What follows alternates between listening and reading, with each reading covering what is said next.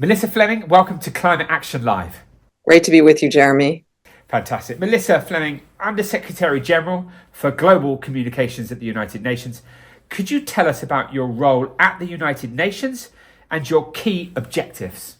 Well, I lead communications for the United Nations, which means my job is to communicate about the state of the world, but also to advocate for a better one and to show the solutions to our most existential problems. So it's peace, it's enabling people to live in dignity and equality and on a healthy planet. Just to say that this job is also, trying to break through the noise of information environments that unfortunately are also polluted, just like our environment is polluted. Our information environment, especially with the rise of in our digital era, with misinformation, with disinformation, and also hate speech. And it's really having an impact on climate action and other areas in peace and security, human rights. So that's another area of my work, is really trying to do what we can to advocate for healthy information ecosystems, because only in healthy information ecosystems can people access reliable, trusted information based on science. And can we properly drive the urgent change that we need in the area of climate action, which is what we're talking about today? Thank you, Melissa. I'd like to ask you, could you tell us about the work that the United Nations carries out in relation to the protection of our planet? Many UN bodies are working on different dimensions of protecting our planet, including biodiversity, including animal life, including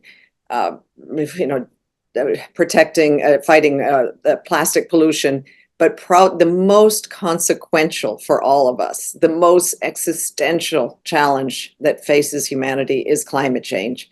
And that is where the UN system has joined forces with the Secretary General on really pushing for the change that we need to keep our planet alive, to keep it in a healthy space for both humans and animal life.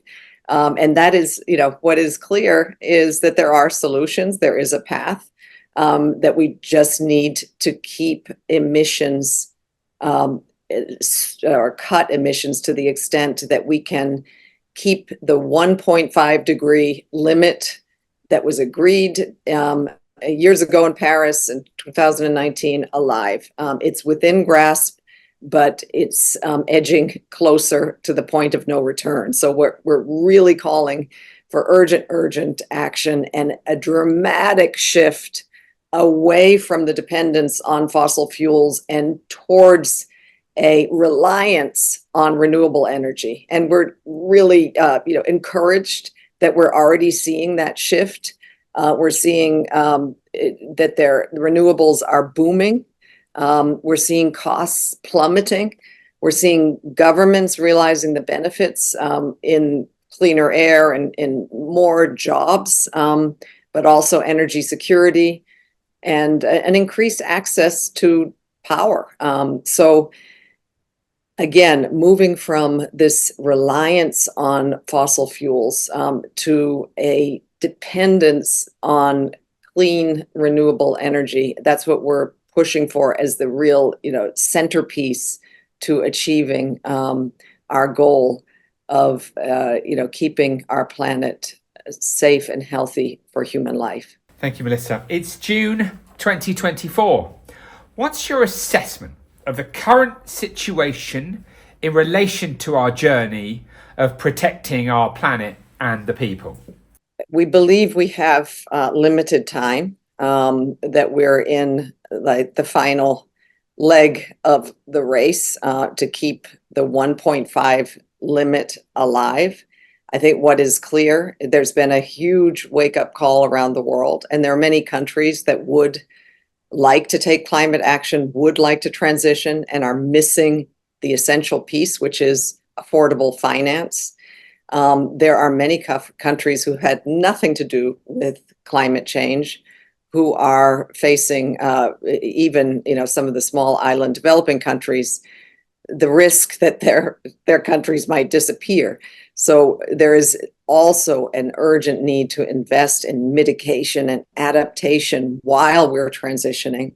So these things are, the awareness is there, the motivation and the willingness to invest needs more work. We need, and it's very clear that no country can solve this in isolation. It doesn't matter how much money you have. You're not going to be isolated. You're going to be affected by climate change. So what the United Nations is doing is working to build these alliances, to build trust, to find solutions, to inspire the cooperation and the financial investment that is so needed. Unfortunately, and of course, we are, as most people know, facing resistance and obstacles. Again, one of those is getting the investment finance to the countries in transition, but also we're facing fierce resistance from fossil fuel companies who are spending billions to change public opinion, to distort public opinion.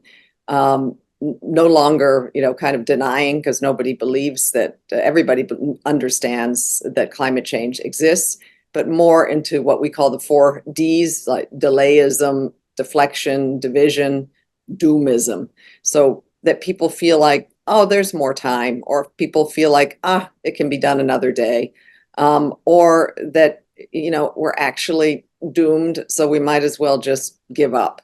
So our message is the opposite, that we don't have any time to lose, that we can unify around this goal, that it's going to benefit all of us, and that we aren't doomed, that there is a solution to the climate crisis. We know the way out.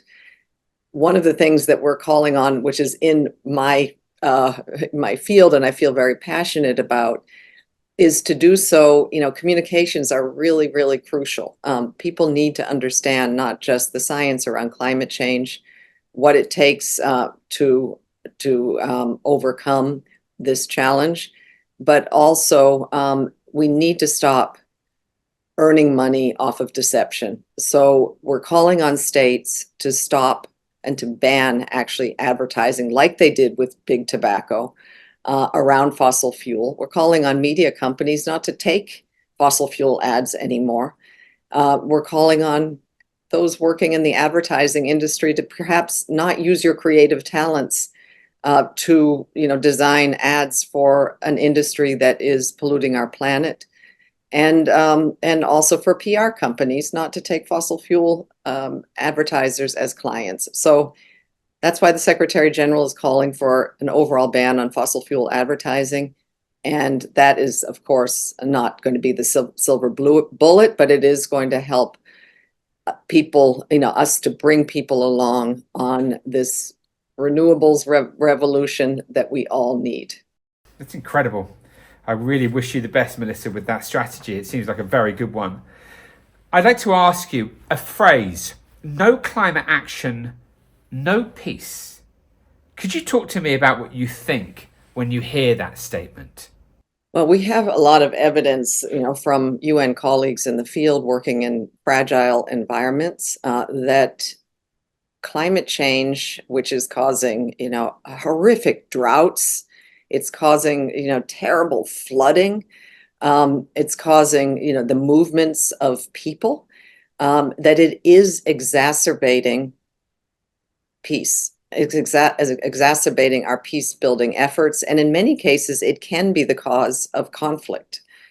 So if we don't have climate action, if we don't have people, living in places where they can grow their own food, where they don't feel forced to have to move on, where there isn't a battle for water, then, we can have more peaceful communities. This is an added dimension that is triggering and a conflict, and it's one that we really don't need in a world where there are already over 200 conflicts that are raging. Many of them do have a climate dimension, and this is why we're saying, solve climate action, and we can also have a more peaceful world. Finally, Melissa, if people would like to support you and your work, how can they best do this?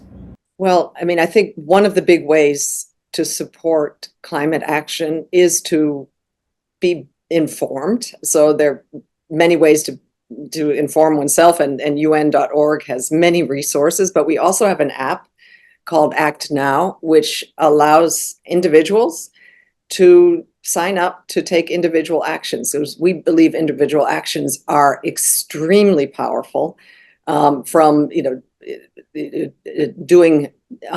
doing personal things to mitigate your own climate footprint, but also ways to speak up, ways to get involved, ways to get politically involved in the climate movement. So join Act Now. We've already have 20 million individual actions recorded. And we've also been able through this campaign to engage influencers from all walks of life, from fashion, from cooking to sports. So if you do join Act Now, you're going to join an amazing and flourishing community of people who care about our climate, who believe that things can be done, that together we can demand and create a world where climate change is halted, and where we can together live on a healthy planet. Melissa Fleming, Under Secretary General for Global Communications at the United Nations, thank you and the very best of luck with your incredibly important work. Thank you so much, Jeremy.